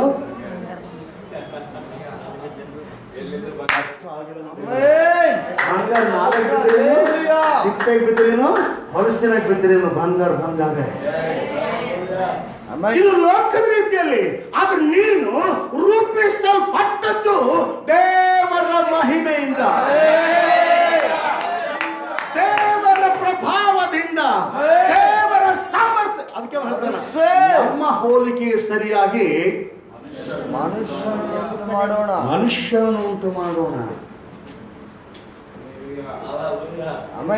ಅದಕ್ಕೆ ನಿನಗೆ ಏನು ಕರೆತನ? ದೇವರ ಮಕ್ಕಳು. ಮೊದಲನೇ ಯೋಹಾನ 3ನೇ ಮೊದಲನೇ ವಚನ ಓದಿ ನೋಡುವಾಗ ಹೇಳ್ತಾನೆ ಏನಂತ? ಮೊದಲನೇ ಯೋಹಾನ ಪತ್ರಿಕೆಯಾದ ಮೊದಲನೇ ಯೋಹಾನ ಪತ್ರವಾದ ಮೊದಲನೇ ಯೋಹಾನ 3ನೇ ಅಧ್ಯಾಯ 1ನೇ ವಚನ ಏನಂತ ಹೇಳ್ತದ? ದೇವರ ಮಕ್ಕಳು ಎಂಬ ಹೆಸರು ನಮಗೆ ಕೊಡುವುದರಲ್ಲಿ ತಂದೆಯು ಎಂಥ ಪ್ರೀತಿಯನ್ನು ಮೇಲೆ ಇಟ್ಟಿದ್ದಾನೆ ನೋಡ್ರಿ. ನಾವು ಆತನ ಮಕ್ಕಳಾಗಿದ್ದೇವೆ. ಸಾಕು. ಏನಾಗಿದೆ ನೀನು? ಏನಾಗಿದೆ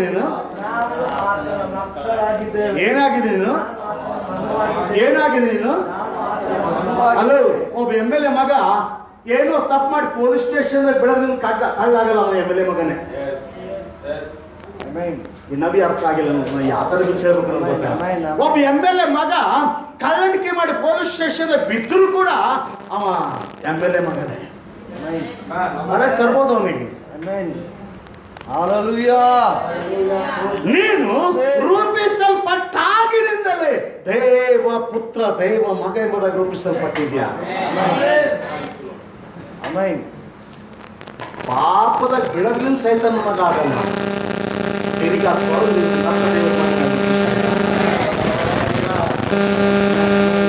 ಆದಾಮ ಹುಡುಕಿದ ಕಾರಣ ತಪ್ಪಿ ಹೋದದ್ದನ್ನ ಹುಡುಕಿ ರಕ್ಷಿಸುವುದಕ್ಕೆ ಬಂದನು. ತಪ್ಪಿ ಹೋದದ್ದನ್ನ ಹುಡುಕಿ, ಕಳೆದು ಹೋದದ್ದನ್ನ ಹುಡುಕಿ. ಕುರುಬ 100 ಕುರಿ ಇರಲಾಗಿ 1 ಕುರಿ ಕಳೆದಂತದ್ದು ಹುಡುಕಲ್ಲ. ಇಲ್ಲ 99 ಕುರಿ ಅವ, ಇದೊಂದು ಕುರಿ ತಗೊಂಡು ಏನ್ ಮಾಡಿ? ಆ 1ನೇ ಕುರಿ ಯಾರು? ನಾನು. ಎಷ್ಟು ಮಂದಿ ಹೇಳ್ತೀನಿ? ನಾನು 90 ಅವನಿಗೆ ಇದಿರ್ಬೇಕು, 99 ಇರಬೇಕು, 100 ನನಗೆ ಆದ್ರೂ ಭಗವಾನ್ ಆಯ್ತು. ಆಮೇಲೆ ನನಗೆ ಹುಡುಕ್ತಾ ಇದ್ದಾನೆ, ರೂಪಿಸ್ತಾ ಇದ್ದಾನೆ, ಹೊಸ ಜೀವನ ಕೊಡ್ಲಿಕ್ಕೆ ಹೇಳಿದ್ದಾನೆ. ಎಷ್ಟು ಮಂದಿ ಹೇಳ್ತೀರಾ?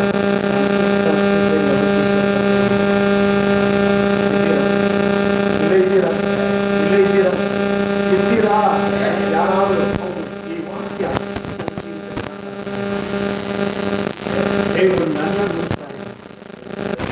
ದೇವರು ನನ್ನನ್ನು ರೂಪಿಸ್ತಾ ಇದ್ದಾನೆ. ಮತ್ತೊಂದು